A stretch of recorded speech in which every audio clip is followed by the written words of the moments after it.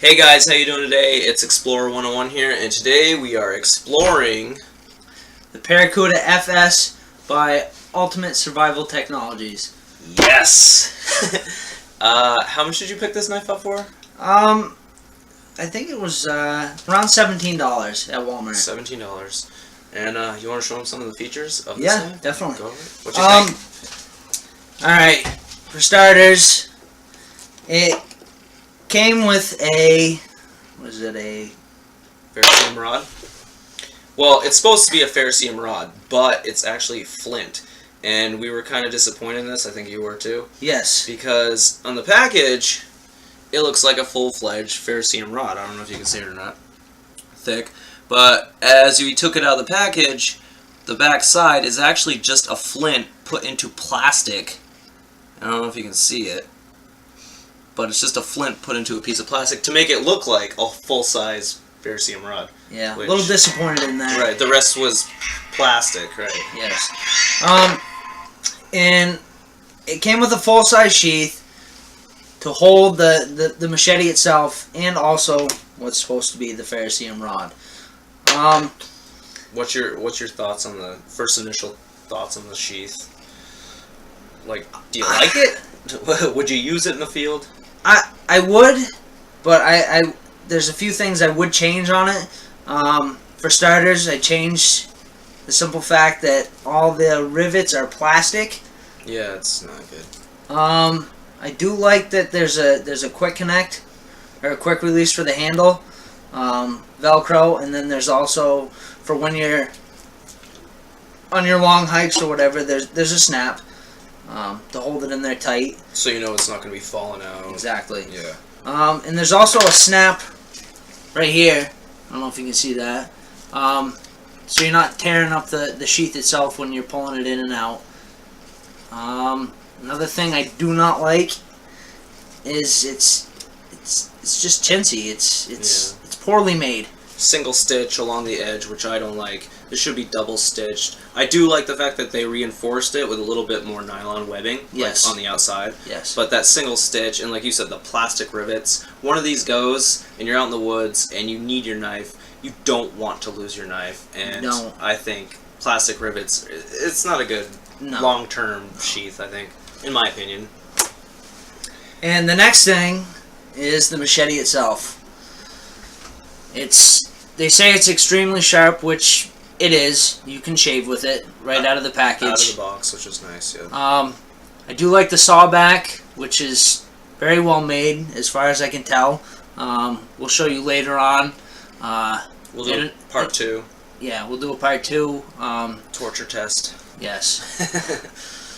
But, like I said, the blade is very sharp.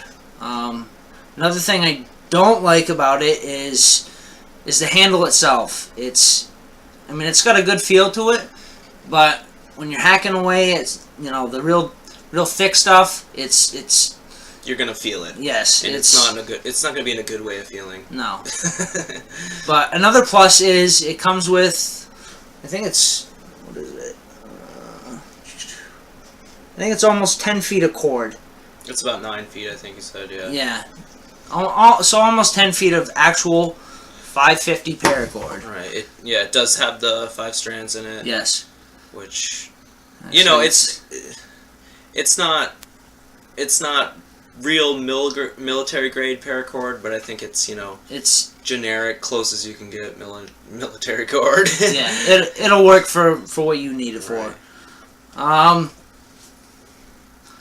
don't know. What are your thoughts on it? Like you said, the blade itself is a pretty good blade as far as thickness goes.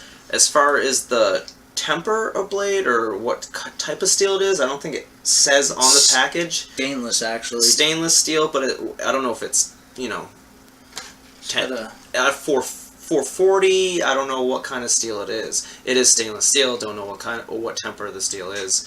The saw itself looks like it does work. Like I said, we'll take it through torture tests later on and see if it actually can cut logs and how big logs it can cut. Yes. The handle, I agree with you. Like, fine for light brushwork, but as you start whacking on 2-inch logs, 3-inch logs, you're gonna definitely feel it in the handle. Yes. I mean, just squeezing it, you can You can feel it just hurts your hand. It is sharp right out of the box, which is I like. If it was me, I would definitely do like a Scandi grind on this whole thing, just because I'm a fan of Scandi grinds. Easy to take care of, easy to sharpen, nice edge.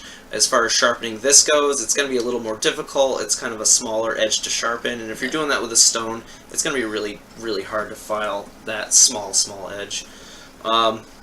Yeah, so it's about 3 millimeters thick, which is a good thickness for the blade, which means, you know, here in the Northeast, it's going to hold up to heavy hitting, or should be heavy hitting. The one thing I don't like about it, and this is what I've noticed, and this is a machete, so machetes are usually made for warmer climates, not so much here in the Northeast, but we'll see, is what they did with this tip, and at the very end of the spine, they kind of tapered this tip down. I don't know if you can see it or not. It's a small taper.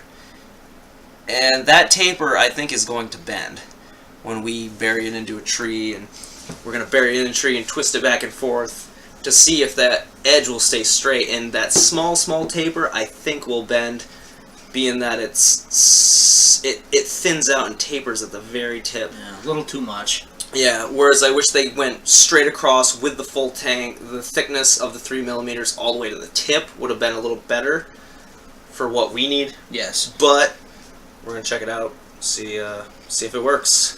So that's my thoughts on it. I mean, again, it's $17. It's a $17 machete. If it cuts logs and it holds an edge, I think you did pretty good.